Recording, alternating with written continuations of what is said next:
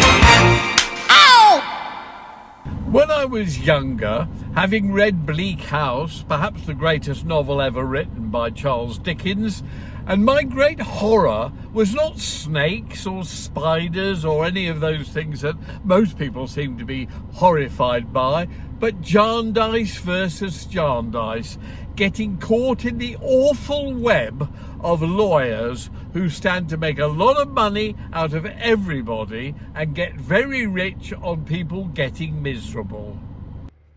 Charles Dickens, my favourite writer, and my favourite book of his, Bleak House from 1852. Take a read about Jarndyce and Jarndyce.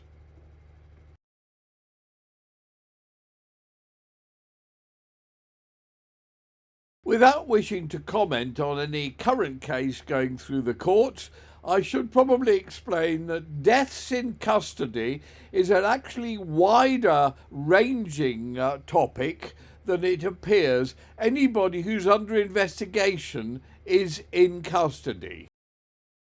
Every year I attend the annual service for all those suffering from the false allegations industry, be they people in prison or friends and relatives of people whose lives have been ruined by the false allegations industry. It's a lovely old church and it's nice to come here, but rather sad to see that more and more the congregation is shrinking every year, and these days almost everyone there has got white hair. So for everyone who attended the service last weekend, this is for old people, a song that was written in 1908.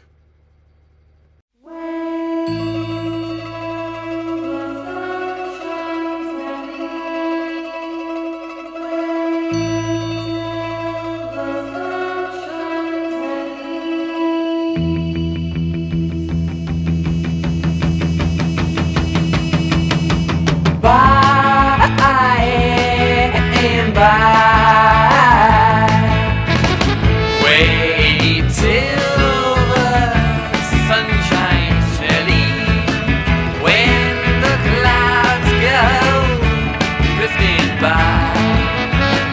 We will be happy, Nelly.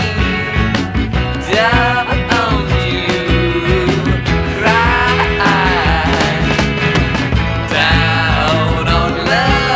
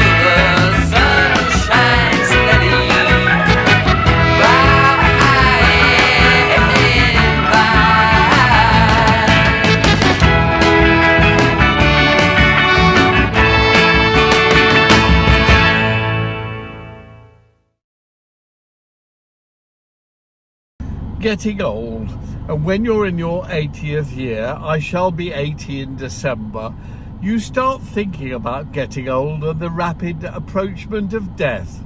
I've actually had a lovely time meeting my old friend Johnny Deering, who used to be the controller of Radio 1 in the high years that it had. Who's remained a dear friend. He's now 87, and we had a lovely meal down in the country. It was good going down there to meet him and eat. He paid for it, by the way. And also to go and visit my mum's grave, where she is buried, or her ashes are buried, in a little church there, and to look around the place at the house that we used to live in. It's quite fun getting old because you have happy memories, although I'm sadly thinking that my more recent memories have been completely lost. I've often said I do think I might have the beginnings of Alzheimer, but what can you do when you get to be nearly 80? Another of our old pop brigade passed on last week. Steve Harley, remember him? Cockney rebel, come up and see me sometime. I remember him being on Top of the Pops with me one time in the middle 70s.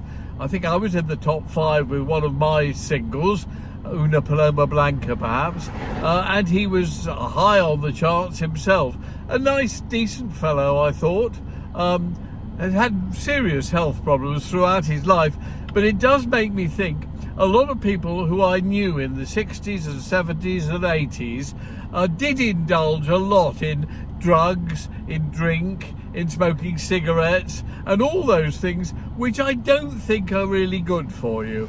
And looking at Steve Harley passing away aged 72, as I'm now 79, and thinking to myself, well, I'm still here, just.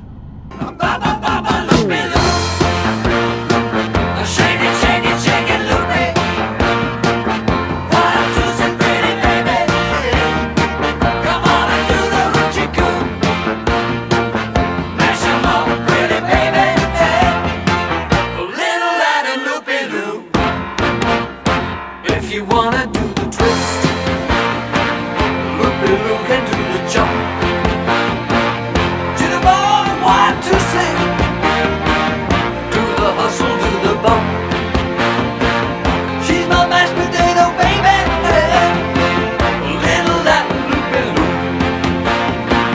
Ba ba ba ba loopy loo.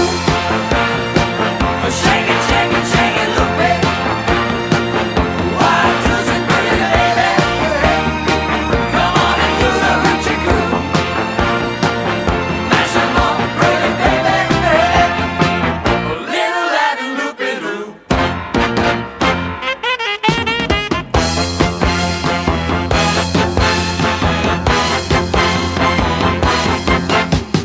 it, shake it, shake it, loopy. 1, 2, 3, pretty baby. Come on and do the hoochie coo. Mash 'em up, pretty baby. A little Latin loopy loo. Shake it, shake it, shake it, loopy. Shake it, shake it, shake it, loopy. Do the hustle, do the bump. Shake it, shake it, shake it, loopy. Do the hustle, do the bump. Shake it, shake it, shake it, loopy. Finally got to see American Fiction, one of the films that I hadn't seen before, that got a few nominations and wins at the Oscars. Absolutely fabulous. One of my favourite films in years. Thoroughly recommended. Funnily enough, all about pseudonyms. A writer writing a novel under a pseudonym. Something I've done many times, and way back in the 70s was on the charts sometimes 3 or 4 times in a row at the same time under different pseudonyms like Shag or The Piglets or Nemo or one of many, many different ones. The Weathermen, remember them? 100 Ton and a Feather, with the original British hit of It Only Takes a Minute, Girl, to Fall in Love. Isn't Banksy wonderful? Do you feel the same way as I do about Banksy? I think he's incredibly original, clever, daring, different, bright and fun. Yet another shoot at him because he's not really called Banksy. I think he should be Prime Minister. Why is it that it's only ever Stephen Wright in the Mail covering cases the CCRC should send back? As I drive back over Leith Hill from my original home down in Surrey, I think about the case of Clive Freeman. He's now 80 and has spent 35 years in prison for a murder that he clearly did not commit. Now, whether he did or not, who knows? It's quite an overwhelming amount of evidence that he didn't. But either way, the trial was clearly unfair, and the CCRC, the Criminal Case Review Commission, is meant to look at cases like this that might be miscarriages of justice, and if it thinks there's a possibility it could be, it should send it back to the Court of Appeal. It never seems to do so, or very rarely. Take Andrew Malkinson, 17 years for a rape he did not commit. Take Jonathan King, 24 years and still fighting for offences he never committed. It really is a disgrace. Somebody has to do something about it, hopefully in time for the CCRC to decide to send my case back to the Court of Appeal. I don't know if you saw it last weekend, but I'm not a supporter of either Manchester United or Liverpool particularly, but I have to say was it semi-final or quarter-final? Anyway, their match last weekend against each other was the most exciting football game I've ever watched in my life. I remember driving here in 1987, just after the Great Storm, and seeing huge trees, ancient trees that had been there for years, blown over. And it was really upsetting because you could almost see in the roots that had been torn out sort of little homes for all the tiny furry animals. I mean, literally you could almost see tables and chairs and little tiny teacups and teapots sitting there where the homes of these poor little animals had been destroyed. I know it sounds silly, but it really upset me, and I remember it very clearly at the time. Leith Hill that was, only just cleared for traffic, me driving down there in baby car that I'm in now and seeing all that.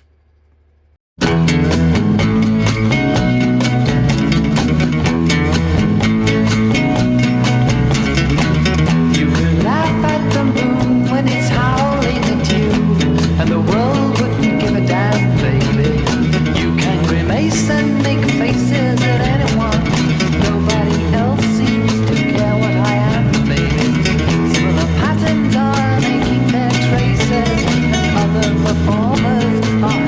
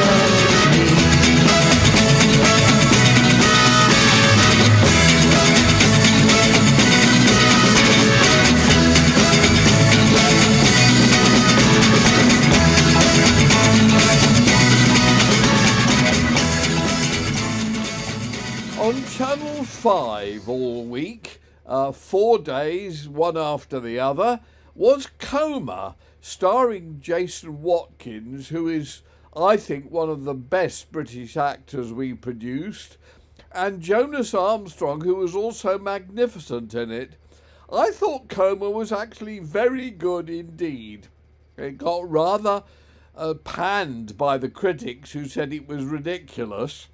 Actually, having been through similar, I think it was remarkably reflective of the way the world is, or at least Britain is these days, in that something can come round the corner at you which you really don't expect, out of the blue, which you react to, and then find yourself caught up in a turmoil that really is ridiculous, considering how it was all simply a coincidence rather than anything real happening that you did.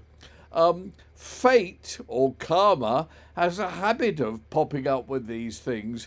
So as a result, I thought it was actually rather better than most people seem to assume. Anyway, I enjoyed it. Coma, which was on for a full week, the last week that I've been watching, on Channel 5. Congratulations. Well, that's it for this week. See you next episode.